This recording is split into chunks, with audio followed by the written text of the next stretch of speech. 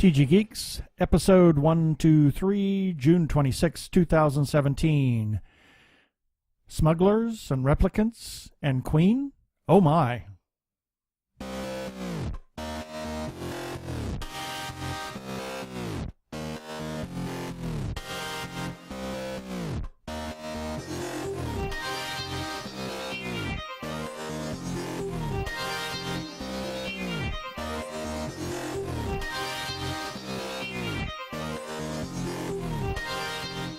Hello and welcome to another webcast from tggeeks.com, where Ben and Keith, the Two Gay Geeks, talk about all aspects of geekdom and nerdery.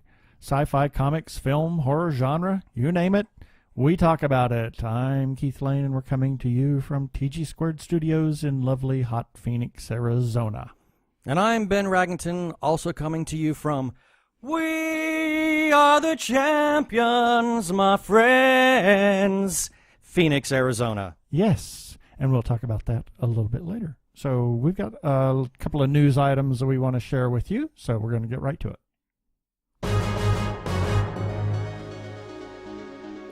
Well, one of the biggest hot news to kind of hit the internet. Hot. Ha. Ha. Yeah, you see what I just did there? Yeah. Yeah. What did I just do there?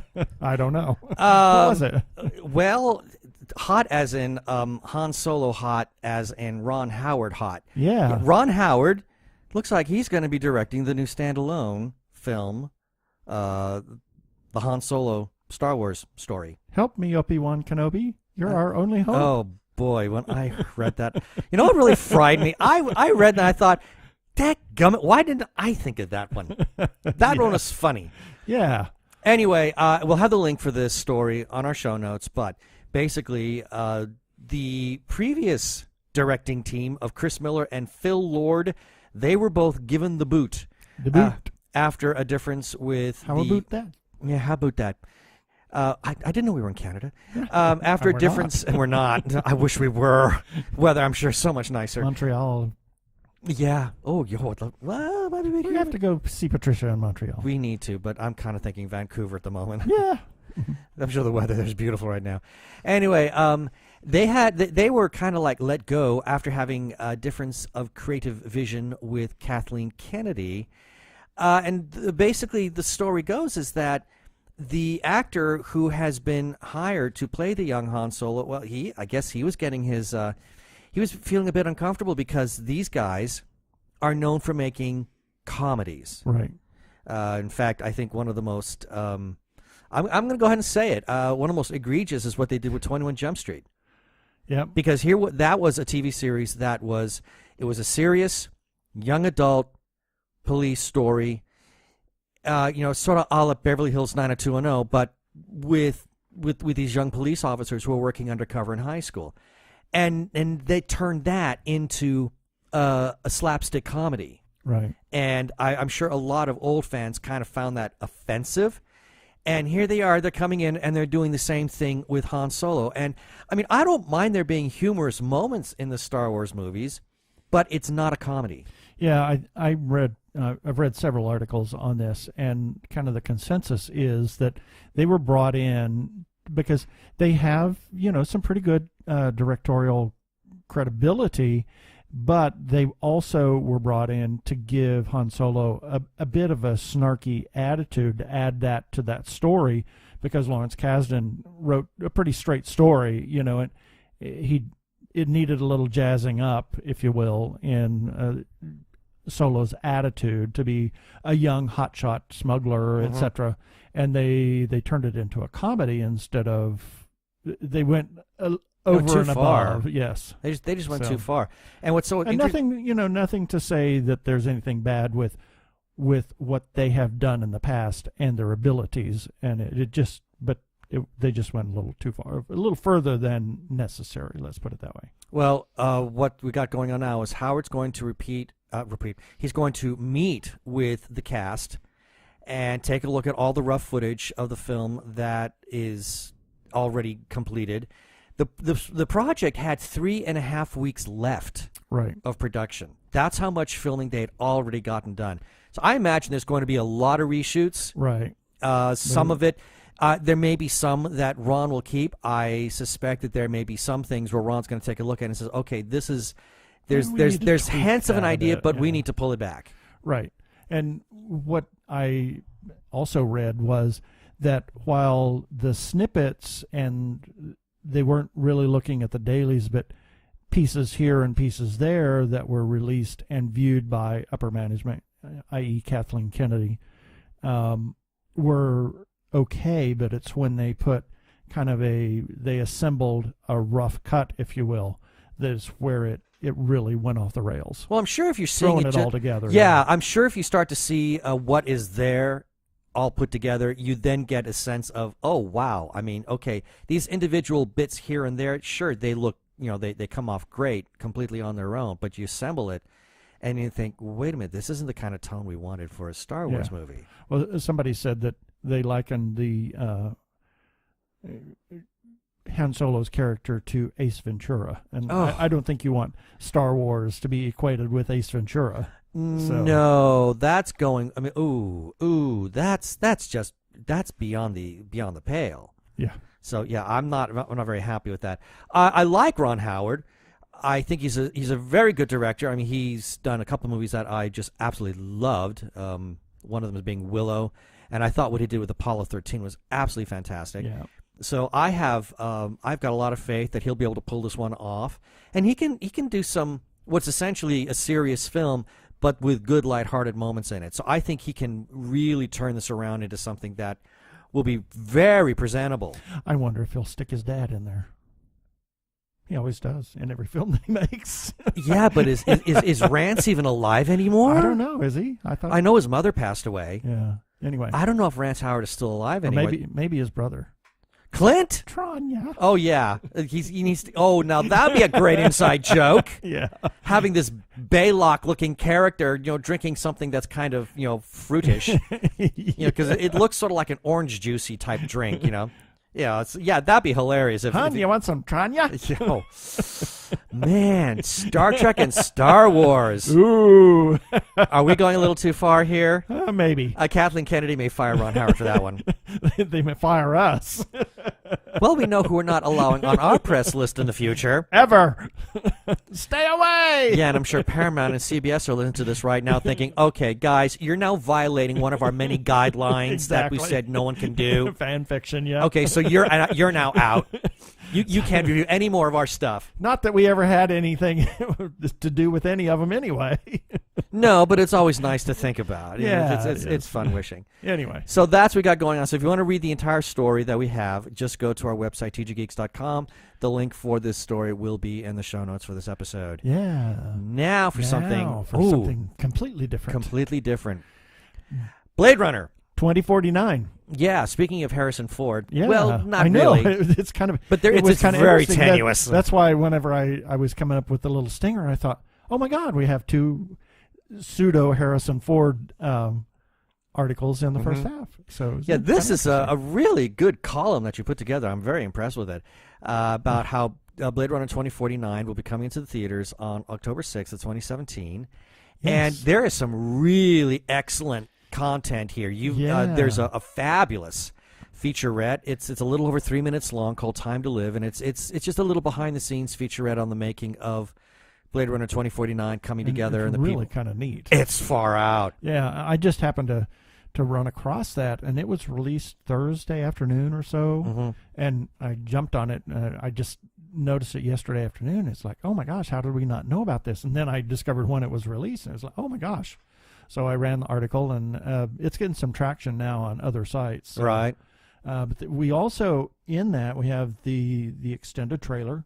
Yeah, which is really nice. And when I was doing some research on it, I noticed that IMDb has an interesting little exclusive look at the trailer for Blade Runner and the Blade Runner 2049. They've married the two together, and how, well, they're the same trailer. You have to see this. Yeah, I mean, they're not the same trailer, but the beats are so exactly on the mark. Yep. And I cannot believe that's a coincidence. I'm sure somebody in marketing, whoever puts these things together, thought, because I'm sure there are fans that are very skeptical, as much as there are people that are just chomping at the bit to see this new movie. I have a funny feeling there are a lot of fans that are just really kind of hedging their bets a little bit, because Ridley, he's not been faring too well in fans' eyes lately. A lot of people are very unhappy. They didn't like his Prometheus. They didn't like Alien Covenant. He's only producing the new film. It's being directed by Denis Villeneuve, I believe is how you pronounce it. So I'm sure a lot of fans are very edgy about, would this really pay off? So I wouldn't be surprised if someone in marketing, or whoever is responsible for the trailers, deliberately edited something together that had all the same heartbeats that the first trailer did. And you need to see this. It is just... Take a look at it on the website. Take a look at it. Oh my gosh. And look at the other two videos as well. There were a couple of moments. Actually, there's one. There is one moment that just made me... I mean, I just gasped. It was so gorgeous artistically. Right. I'm not going to say what it is, but... Wow, Atari logo? Yeah, the Atari logo just really turned me on. I had such a nerdgasm over that one. Yeah, that was it. How'd you guess? Anyway, but well, it's an eruption. That kind of, the Atari logo is kind of a the way they show it. Yeah, it sort of has that volcano kind of look to it. Yeah. But no, check these features out. They're very interesting. Yeah. Is there anything about that you saw that made you kind of say, "Ooh, maybe I will be excited about this"?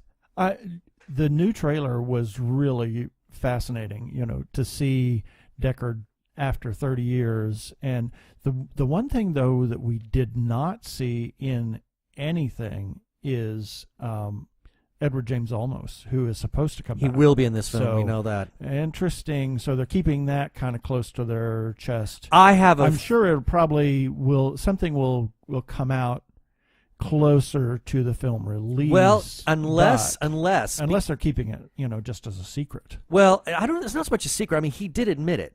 Edward James Olmos actually admit at a con, what he does. Exactly, what his character is doing and does. And I have a funny feeling that he's going to be... the linchpin. Yeah, because Olmos has already said that while his part is really, really, really small in this film, it is really significant. Maybe he's the one that sends Kay on the mission. I don't think so. Or who knows? No, but I have a funny feeling they're going to save him for the very end of the movie. Well, it could be. And he's going to be that one thing that just turns the entire story on its ear. That's possible. Which I really hope for. So I'm excited now. I'm looking forward to it. And check out the trailer. It's fun to watch. 30 years difference between the Harrison Fords. Exactly. Because I'm just excited about it. I've been wanting a Blade Runner sequel for forever. I'm really curious as to who's going to do the visual effects. I didn't bother to check that out I because didn't Douglas Trumbull did such a gorgeous job at the visuals for this one. I wonder if and they're doing a good job at trying to maintain that, right. I think. Yeah. But yeah, take a look at this. The article is interesting. The 3 videos are fascinating. Definitely take a look at it. And again, the link for this article will be in the show notes at tggeeks.com. This is C.A. Hartman, author of the Core Valley Chronicles series. You're listening to the Two Gay Geeks.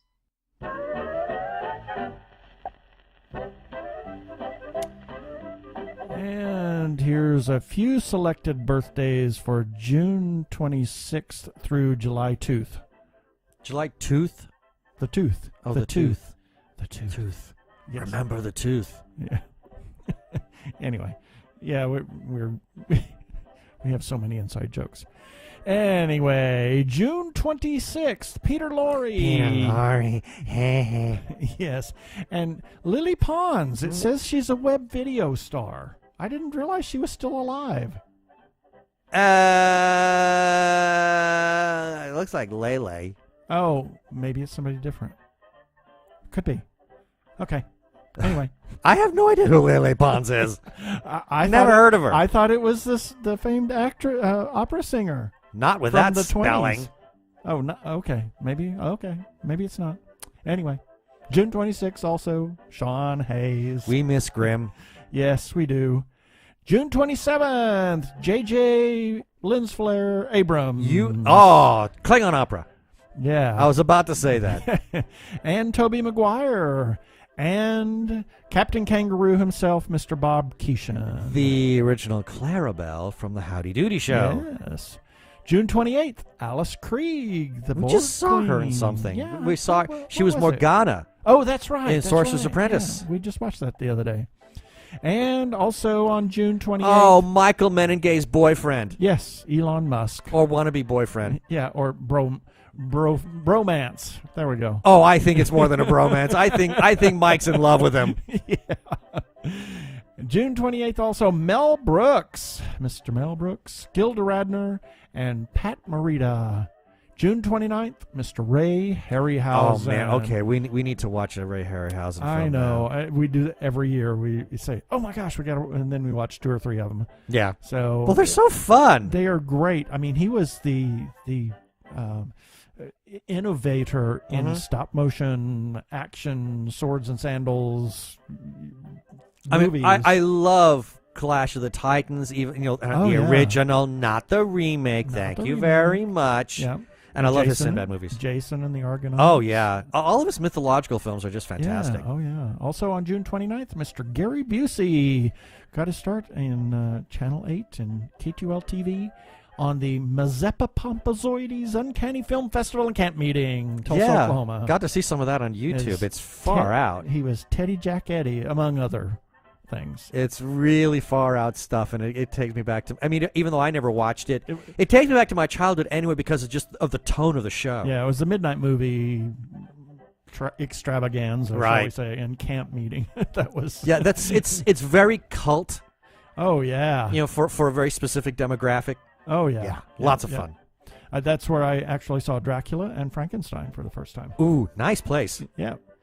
June 30th, Lena Horne and Mr. David Wayne. It's amazing how many films David Wayne pops up in. Mm-hmm. We were watching something the other day, and I said, oh, my God, it's David Wayne. Yeah, he's another one of those actors. He just really got around. Just big time. Yep. July 1st, Jonathan Pryce and Diana Spencer, formerly Princess Diana.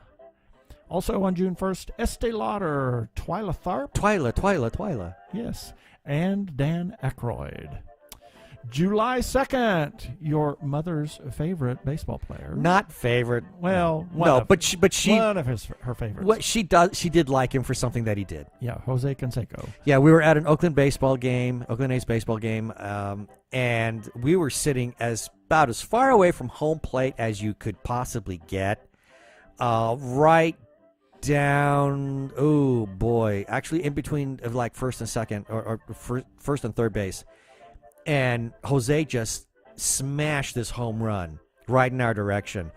And when you're watching baseball on television, it's obviously it's a two-dimensional image, so you don't get a real sense of the depth of the home run. Right. And Jose is as far from us as possible. We are in the third deck of the Oakland A's baseball stadium, and this home run, the ball comes to the second deck and falls short of the first row of the third deck. Wow. And it's like all of a sudden you had this sense of this sense of largeness, and Mom became just this diehard baseball fan after that. We started getting season tickets after that point. Yeah. She loved it. And also on July 2nd, Mr. Dan Rowan. Of Laugh-In, of Rowan and Martin. Exactly. And that's it for the birthdays this time.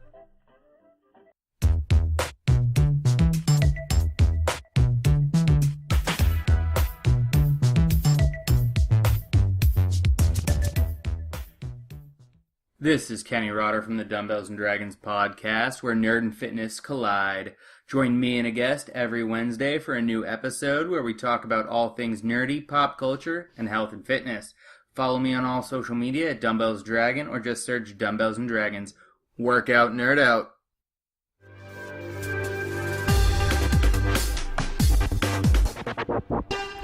Go give a listen to our friend Kenny over at Dumbbells and Dragons. It's his 3rd year anniversary. Happy as well. anniversary, happy anniversary, happy anniversary, happy anniversary. And now, what time is it?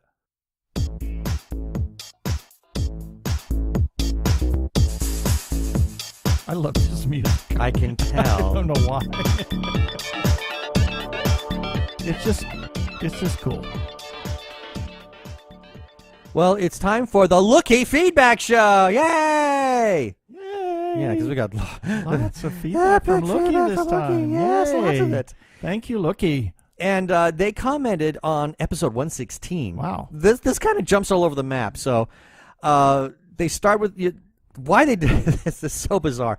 They comment on episode 116, but then make reference to episode 119 in that same comment. Wow. It's just like, wow, you just went timey-wimey on me. Yeah. So, but anyway, Lookie saying, well, just noting here for visitors interested in hearing about movies of all kinds, episode 119, yeah, flash forward, that's far out, contains commentary on short films screened at Phoenix Comic-Con. And then we did our whole birthday bit, and we mentioned Audrey Hepburn, and said, she co-stars in Roman Holiday. We reviewed the title in Fiverr's episode on movies about star-crossed lovers. Hepburn plays the role of a runaway royal, rescued by a journalist in Rome, Italy. And then we got to Anne Baxter. Who's Anne Baxter? Leave the show. Yeah. And this is interesting. Did you know that Anne Baxter was related to Frank Lloyd Wright? I did not know I that. did not know that. Thank you, twins. Yes. I had no idea. And then we got to David Tomlinson, and one of us said, I need to rewatch Mary Poppins now. And they commented that Mary Poppins, the role, was probably one of his best known. Years prior, he co-starred in a mystery feature set in Paris, France, So Long at the Fair from 1950. The film has become kind of an obscure title, but we reviewed it. The story is about a pair of siblings, brother and sister, of whom mysteriously vanishes overnight. But not only has the brother, Tomlinson's role, disappeared, so has his hotel room. Oh, my gosh. The hotel staff claim they don't even know what the sister is talking about. She arrived alone. The rest of the story is, of course, spent in unraveling the mystery. I think I want to check that one out. That's very Twilight Zone. Yeah, exactly. Yeah, that's far out. Also co-stars Gene Simmons, Dirk Bogarde, Kathleen Nesbitt as a marvelously sinister character. Mrs. Nesbitt? Mrs. Nesbitt, that's right. Okay. As Madame Hervé. Marcel Pensant and Honor Blackman, who was in The Avengers from 1961 to 1969. Blackman appears in The Avengers was from 61 to 69, and Blackman appears in a minor role from the years 1962 to 64. And Alfred Hitchcock, who's the director, well, that explains it, evidently liked the story so much that he based an episode of Alfred Hitchcock Presents on the same strange tale. The episode is Into Thin Air and co-stars Patricia Hitchcock. Imagine that. Imagine that. The story was also used in other earlier films. The interwoven commentary is fun, and the Alice in Wonderland novel various adaptations, allusion, and offbeat and cute commentary about the show as well. So, and then it said, some side notes for some viewers, as many folks are already familiar with the down the rabbit hole bit, because we had mentioned that in a previous episode when talking about Licky. Yes. It's an idiomatic expression. It references events in Alice's Adventures in Wonderland, also known as Alice in Wonderland, the Lewis Carroll novel, and various adaptations, film, comic book, video games, music track, etc. Etc. Etc. Etc. Generally recognized to refer to unexpected adventures in places wonderful and strange, or intense interest in a compelling topic that branches off into yet more interesting topics, then more ... As we do most of the time. All the time. Yeah. A trip down the rabbit hole would refer to an experience simultaneously labyrinthine and fascinating, with many twists and turns on a journey generally taken spontaneously. Yeah, just we need to add CTG Geeks. Yeah, because I'm reading that and thinking, oh, my that's life. Our show. It's like, no, that's my life. And it says it also occasionally refers to a psychedelic trip. Well, follow the white rabbit is an idiomatic expression with a similar meaning. Origin is also Alice in Wonderland. See also White Rabbit, the 1967 Jefferson Airplane song, which I happen to love. And there's a line that says, and if you go chasing rabbits and you know you're going to fall, tell him a hookah-smoking caterpillar has given you the call. Go ask Alice, think she'll know. Remember what the dormouse said, feed your head, feed your head. Yes. And they talk about the White Rabbit in The Matrix as well. Follow the White Rabbit. Follow the White Rabbit. Exactly. Yes. So yeah, it's really a cultural icon these days. Yes, it is. And is it for Alice in Wonderland 1865 references down the rabbit hole scene and introduction of the White Rabbit characters? See first chapter, chapter 1, down the rabbit hole. Imagine that. Moving right along. As we climb out of that rabbit hole. Exactly. How far down did we go? Go. Well, there's an echo in here. We ran a press release a couple of weeks ago about Black Panther, the upcoming Marvel Studios film. Got a nice little comment from Tommy Cannon, and he writes, "I love the look of this film already in just a 2-minute teaser. I'm excited for the world of Wakanda. I love how the Marvel Cinematic Universe expands bit by bit, showing the general movie-going public the wonder that these comics have been bringing us for decades." Yes. Agreed. And then moving on to episode 122, which was from last week, we got a little comment from Hamish Downey, and he simply writes, "Awesome, thanks for the shout-out. Always a pleasure." Yes, and we know that you're in Australia this week. Yes, so, probably visiting family.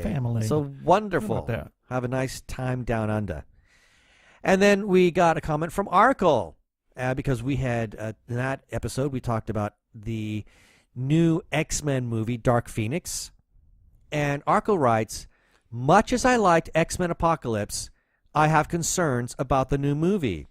For starters, they've messed up this particular storyline before. Remember X-Men The Last Stand? Secondly, while, as I said, I liked Apocalypse, one criticism of it I agreed with completely was the metaphorically phoned-in performance of Jennifer Lawrence, who was clearly just there for the money. To steal a joke from film critic YouTuber Lindsay Ellis, I wouldn't be shocked if Lawrence delivers her performance in the next film over the phone, literally." Well, I got a couple of things to say about that. Yes, I do remember X-Men The Last Stand. That movie was, in my mind, an utter piece of trash. I really intensely disliked it, and it's the same writer. So I am a little edgy on that. However, I will give him the... Yeah, Harumph. However, I'm going to say that I think he's going to give this one... I think this is his chance to redeem himself. I actually have greater hopes for Dark Phoenix than I ever did for Last Stand. I think Dark Phoenix will be the kind of X-Men movie that it's supposed to be and not that piece of garbage. Because I think he got a lot of crap for that movie. Deservedly so. So I have a lot of faith in that. As far as Jennifer Lawrence goes, I don't know. Why didn't you just stick a dummy there in the scene? Yeah. Or make her CGI. I'm sure you can get a better performance out of that. And that is our feedback for this week. Feedback, and we want to hear from you. You are very important to us. You could be featured on our show, just like Lookie and Arkle and Tommy were.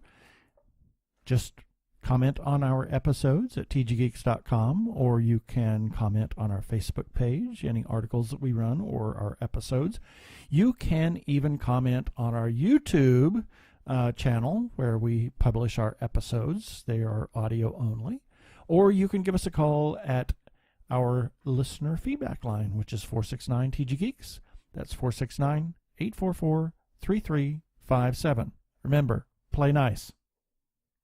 This is Gareth David Lloyd, Yanti from Torchwood, Solus from Dragon Age, and Jacob Fitz from I Am Alone, and you are listening to the Two Gay Geeks.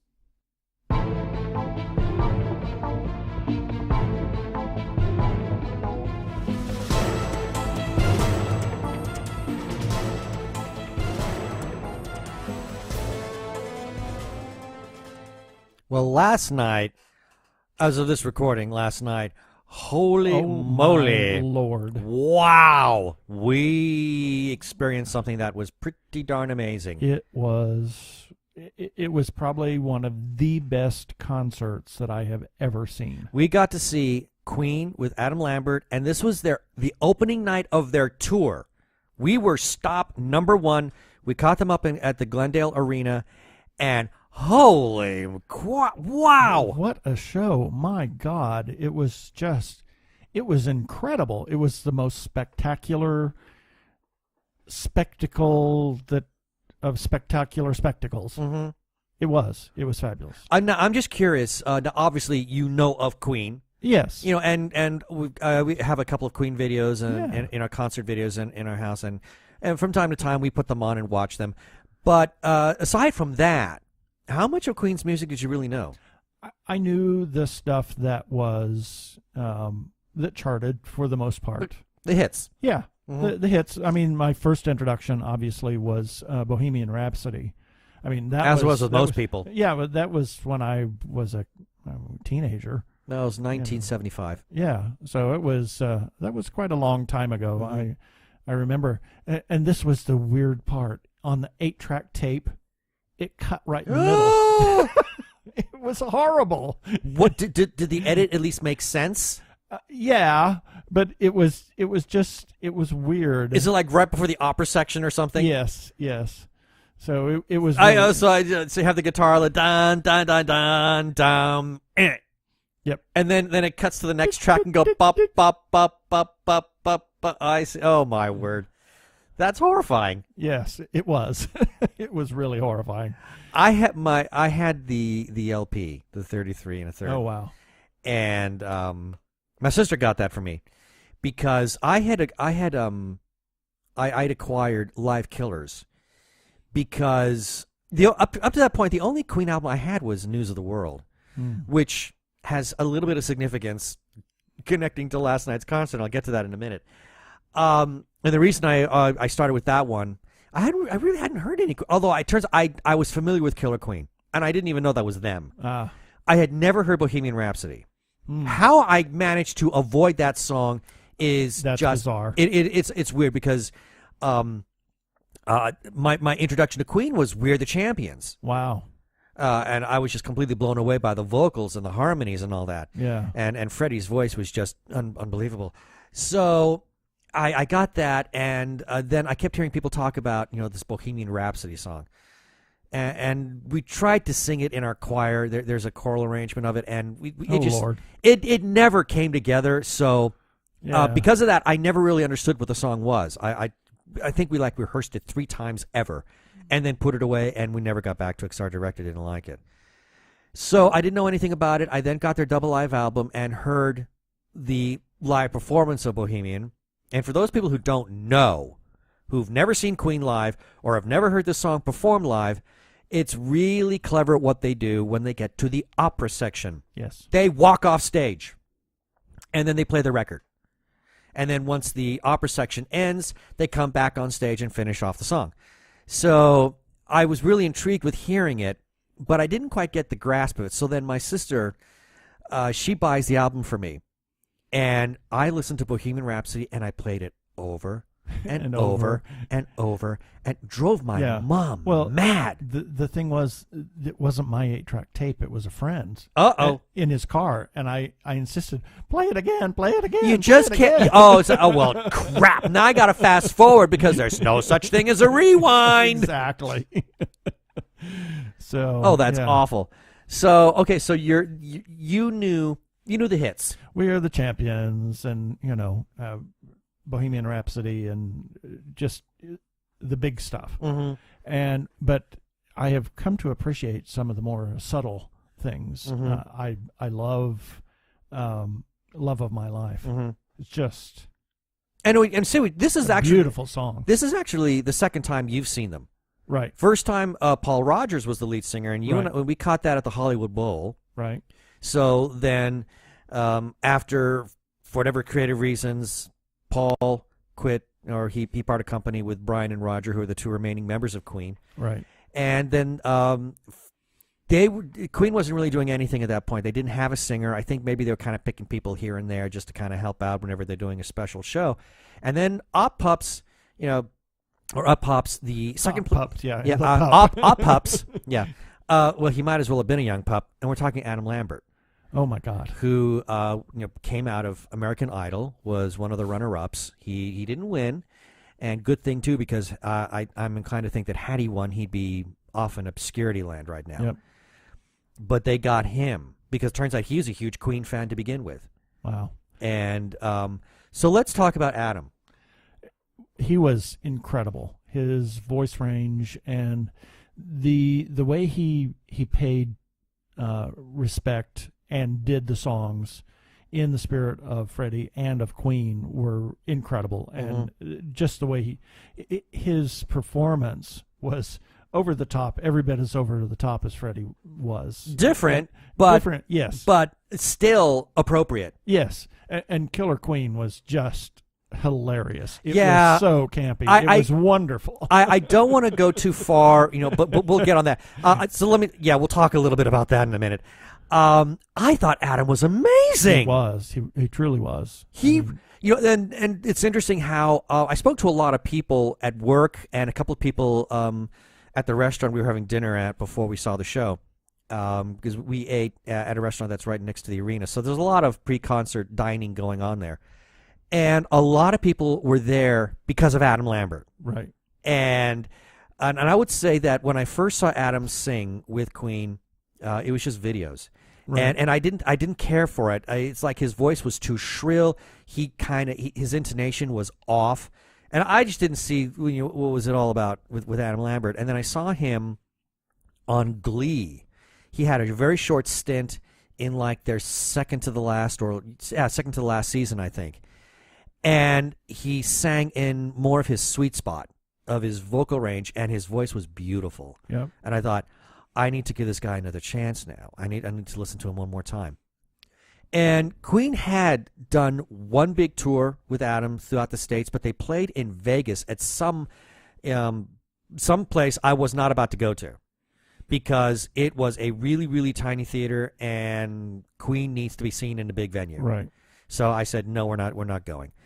And then I saw some YouTube videos after that and thought, I maybe need to give this a chance. And then a couple of months ago, find out that they're going on tour, and this was stop number one. And I said, we have to get tickets.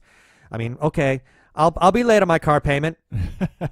I need to see the show.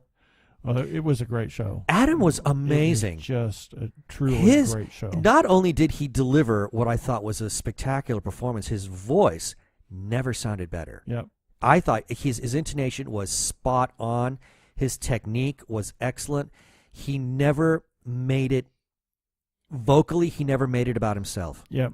I did notice that at the end of the show, he was looking tired. I mean, because, oh my gosh, it was here in Phoenix, and he had 4 costume changes? Yeah, he had a number of costume changes and a lot of acrobatics that he did. So no wonder, and this being the first stop, so it was a new show, so he's going to have a little getting used to it. I'm sure they did lots of pre-show work, but I can understand. He didn't look overly tired, but you could tell that he was tired from performing. I mean, 2 hours, over 2 plus. Hours. Yeah, 2 plus hours of performance. Non-stop on the stage, practically. Yeah, well, he does get a couple of breaks. Yeah. Brian takes over. Changes. Well, the costume changes, I'm sure. Brian gets, Brian, as always, just does this phenomenal guitar solo. Roger's drum bit. Oh, that was great. Because I remember in the past, you and I had seen Ringo Starr in concert. Right. And you were just like giddy when Sheila E. had her drum bit. And you told me that you really enjoy a good drum solo. Right. It can be a lot of fun. And Rogers, plus he was, there was a second drummer. I can't remember his name. Tyler Wilson or Tyler Wayne, something like that, out of Tennessee. Fabulous. Yeah, they were both did a really great job, and very musical and very, rhythmic. Mm-hmm. But it had a sense of music to it. Yeah. I mean, it wasn't just pounding away. There was some really good rhythmic beats to it. Right. So it had its sense of own musicality to it, which I thought was great. And then back to Adam, he was just spectacular. Now, we're not going to go into spoilers in terms of what they sang.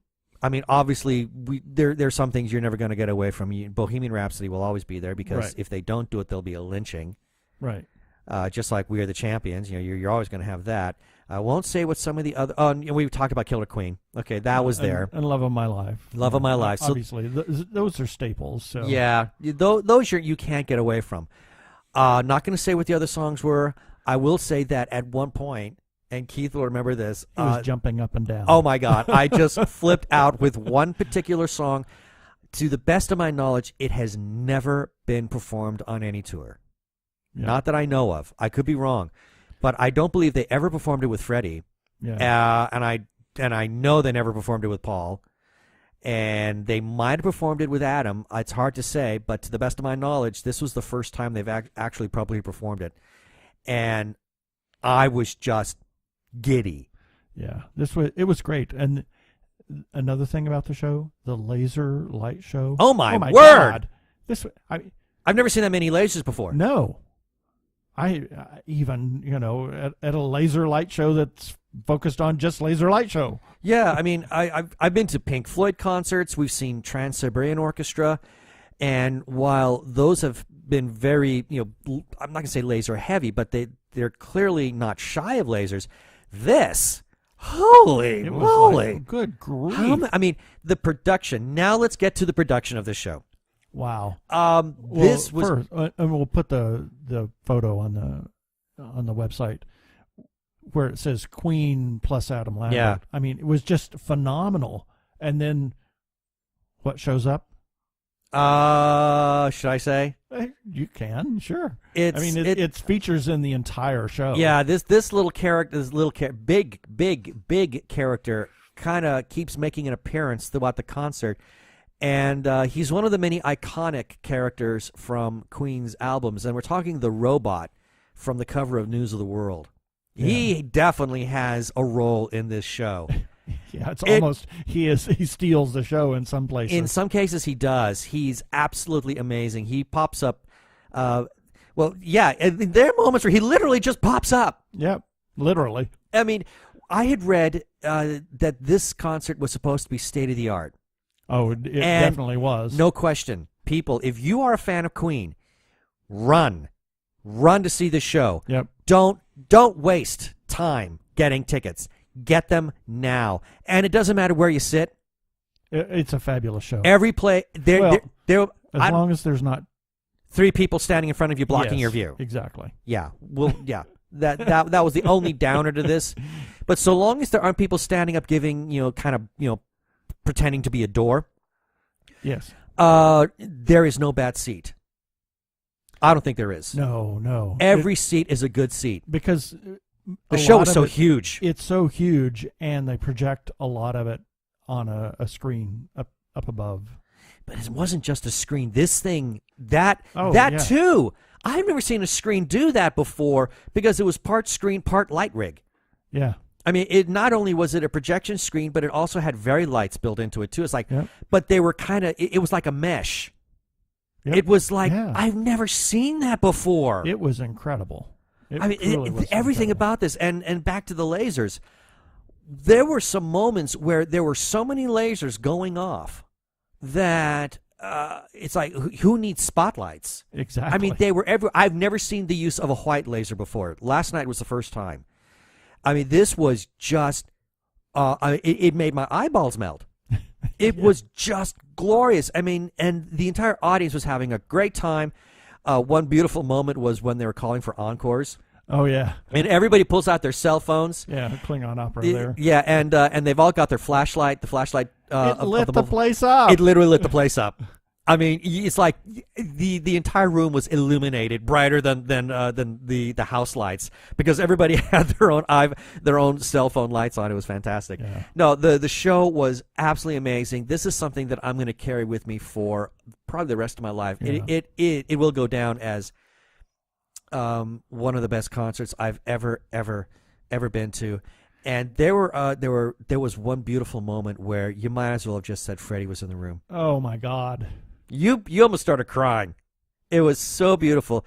And there are a couple of moments where they do play homage to Freddie, but there is one very beautiful moment where you think Freddie is actually on stage with Brian. Yep. It was, oh man, the audience went nuts. Yep. It was spectacular. It was one really of the great. best concerts I've ever been to in my life, and I pray that they do a home video release of this, because that's one we're going to own. Yes. We will own it, and we will watch it again and again and again, because it was just that darn good. So, people, if you know that Queen with Adam Lambert is coming to your part of the world, go see it. Go see it. You will not be sorry. This concert was one of the best ever. And if you have to drive 500 miles, go see it. Do it. Get a hotel. Yep. Get a hotel to stay afterwards. You will not be sorry. The show was absolutely fantastic. So we need to see where they're playing next here soon, and maybe go see it again. Well, I don't know. I mean, it would be worth it. I'd be willing to do that. I would be willing to do the drive. I seriously would. I mean, if I don't know where they're heading next to, but I would be willing to follow at least within the small region. Yeah. Because it really was just that damn. If I don't know. Need to look up their tour itinerary. Yep. So that was our night last night. Yeah. And one of the best nights ever. It was fabulous. I loved it. It was great. And always we have our follow-up items, so thank you to whoever it was that nominated us for a Parsec Award. We have submitted our thing, where there's only 5 people in our category that have submitted their snippets, and so we are in the running for that, and we thank you for nominating us. Check out our calendar on the website. If you have a birthday or an event or con, film festival, etc., send us a note and we'll be glad to put it on the calendar. Come see us. We're going to be several places. Come see us and say hi. We're going to be at WesterCon on July 1st, which is next Saturday, for Evening Erotica by Jeannie Koch.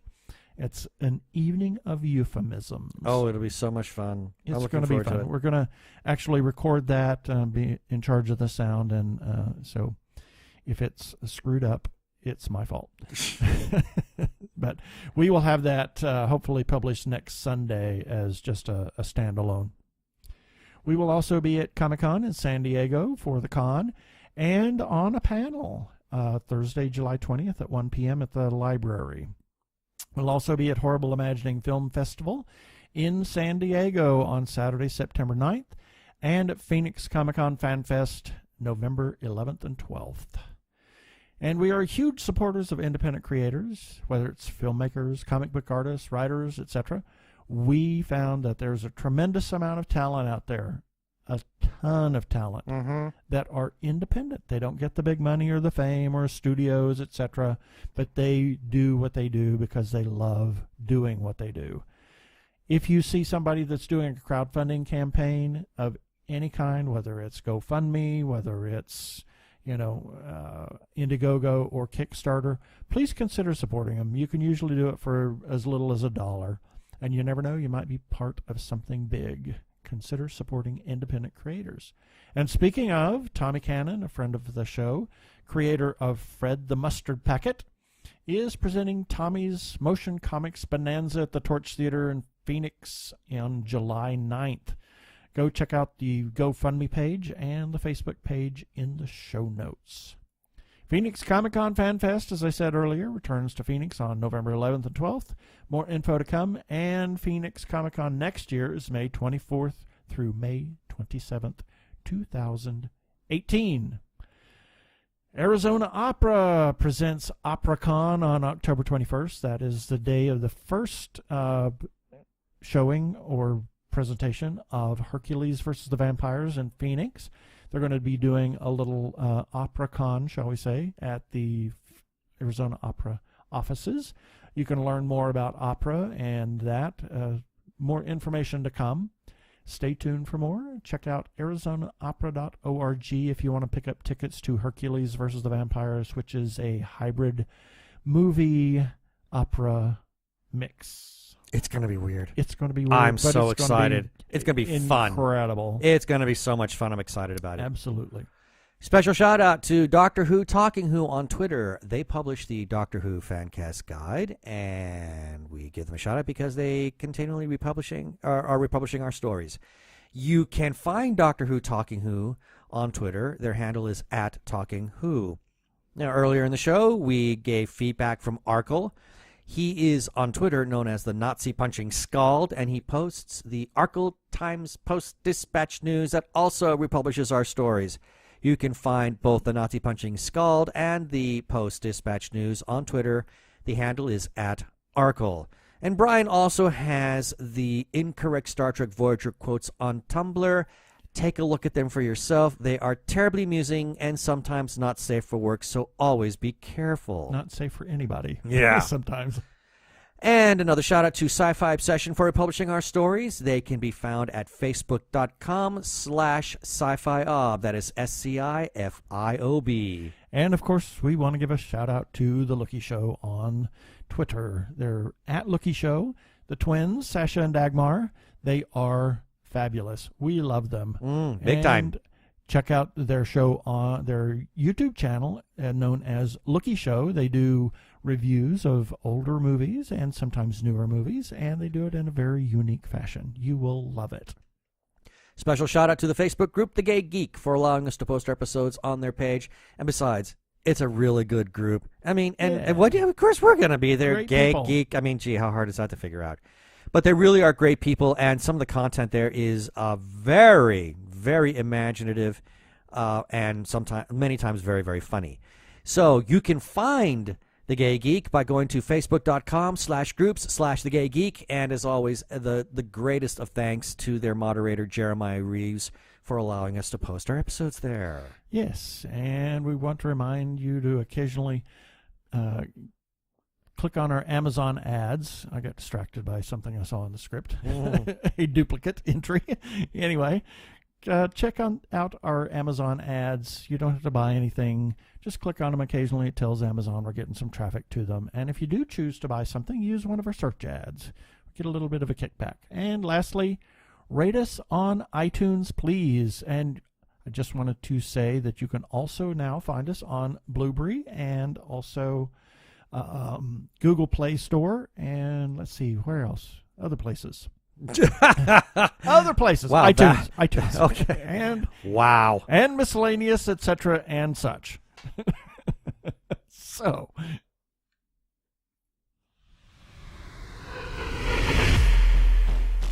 up next time, well, we don't know. We'll have something for you, and as always, we'll have an exciting show.